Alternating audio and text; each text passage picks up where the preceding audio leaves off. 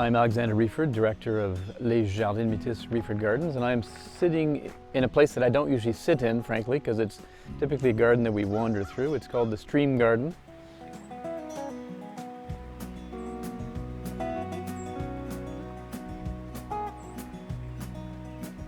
And this is the place where my great-grandmother really fell in love with gardening. It's the venue where she began to reshape the landscape. So the stream, of course, when you have one, you want to use it. And that, I think, is really what designed the garden. It wasn't her genius, it was the natural gift the landscape gave her with this beautiful stream that flows quietly at this time of the year through the gardens from one section to the next.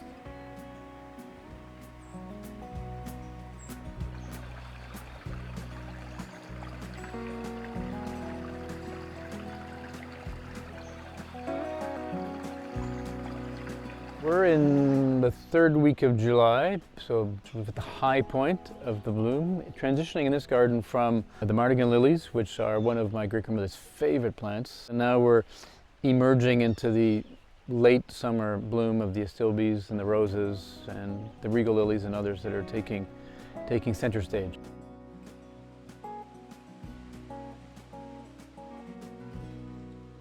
It's sort of the core of the gardens. The high bank is really one of the more horticultural set pieces where, adjacent to the stream, she and her men created beds in what was the spruce forest. So this is a very non-deciduous tree part of the world, boreal forest, a lot of conifers, so spruce trees, but the rest is all planted. So you can imagine the work. It was sort of quietly curating, removing pieces, a bit like an acupuncture, taking minute little portions of the landscape out to create the beds.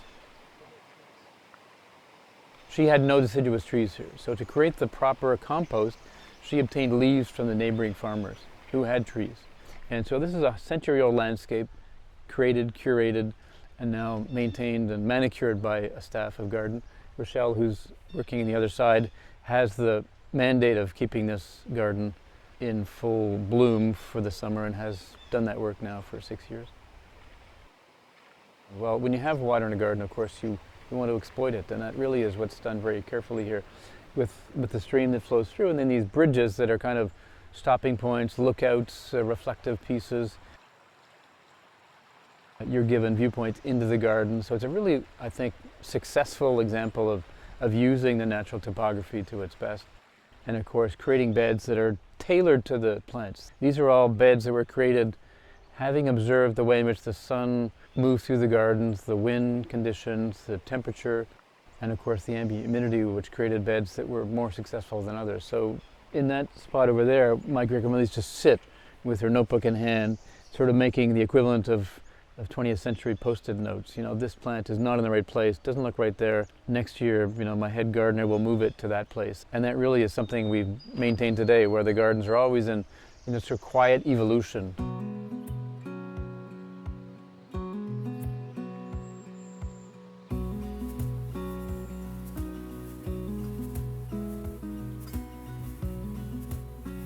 This garden began in 1926, and so from 1926 onwards, she begins to garden quietly, modestly, and then aggressively and more passionately, and finally the gardens take the entire 40 acres of landscape space that they occupy today. Every stone was brought here, placed, moved. Plants were planted in the beds that were shaped out of cutting the spruce trees, removing the stumps, creating the flower beds, creating the beds, of course, for the plants, and then choosing this wonderful mix of native and exotic plants. In a time when, frankly, native plants were not really thought of as being of great interest, but yet here we have these maidenhair ferns and yellow lady slippers that are mixed with these very non-native plants like astilbe and hosta. Plants that don't grow here native in a native fashion were incorporated very imaginatively into these kind of a wild cacophony of plants that are both from the region but also from other parts of the world.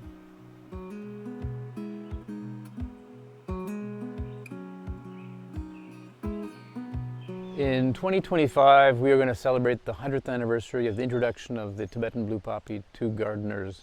So they came from Tibet. Frank Kingdon Ward, plant hunter, discovered the blue poppy, of course, with the assistance of the Tibetans who had known the plant for perhaps millennia. And it's a magical plant because of its color, its complexity, the difficulty of getting it to grow to maturity, The additional difficulty of it being monocarpic, which means it usually dies after its bloom, so it's a perpetual sort of cycle of replanting, division, recreating.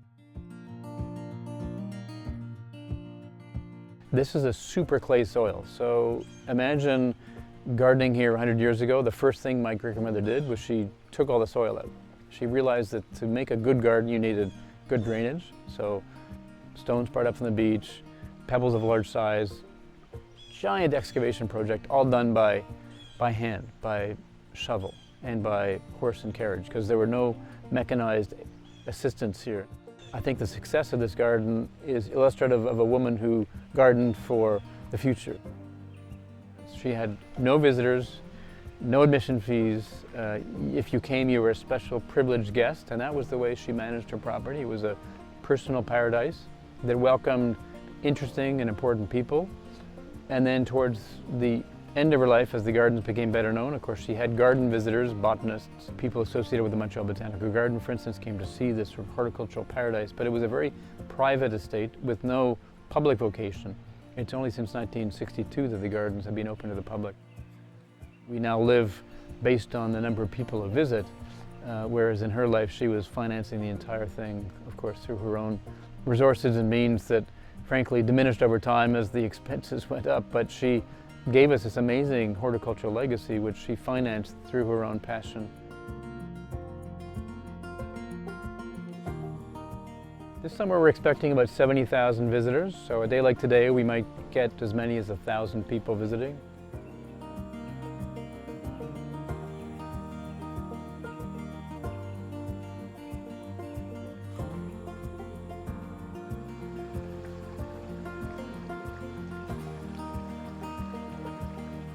We have a gardens that have a number of different features. So the historic gardens, Elsie's horticultural legacy, full of beautiful flowers. And then you get to the Estevan Lodge, exhibitions, the mind reawakens, you're connecting to content.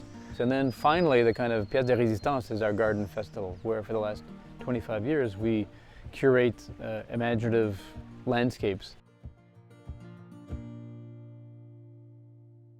This garden, like any other, has its challenges. We've got some historic trees approaching 100 years.